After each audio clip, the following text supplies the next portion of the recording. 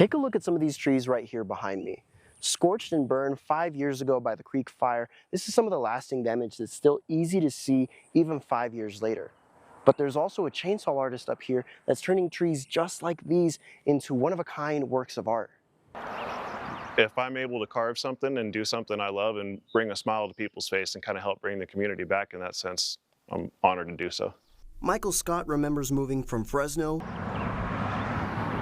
toward Shaver Lake just before the creek fire destroyed nearly 400,000 acres in Fresno and Madera counties. It was scary. The sky being red, it almost looks like you're in a war or something. You see nothing but huge, what looked like could be a bomb or something of smoke and whatnot, and never knowing if it's going to get to you that night. So there was not much sleeping for people for sure.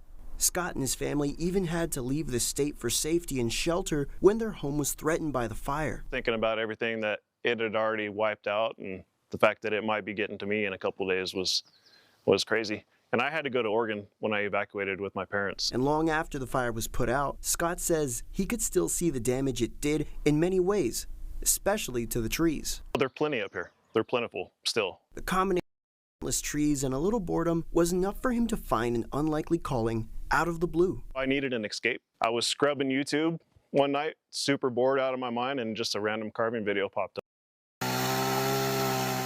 Next day I was out in my shop with a Dremel trying it, and then a week later I picked up a chainsaw and then absolutely loved it. With so many trees around and the need to channel his energy, suddenly the burned trees around him became canvases, ready to be transformed into something new and full of life again. Sometimes wood is hard to come by, depending on where you get it from, how much you want to spend and whatnot. Since it's all up here, it suffered a tragedy, it's nice to kind of reuse that stuff rather than just let it rot and go to nothing. Now he's turned his hobby into a full-blown business, creating works of art that can be seen all over Shafer, including at his friends' and neighbors' houses. It was really amazing, coming from 2 tree trunks that had been sitting here for probably a couple of years. I got friends coming up and they just to look at it, you know. The end product is unbelievable. In Shaver Lake, for YourCentralValley.com, I'm Marco Rosas.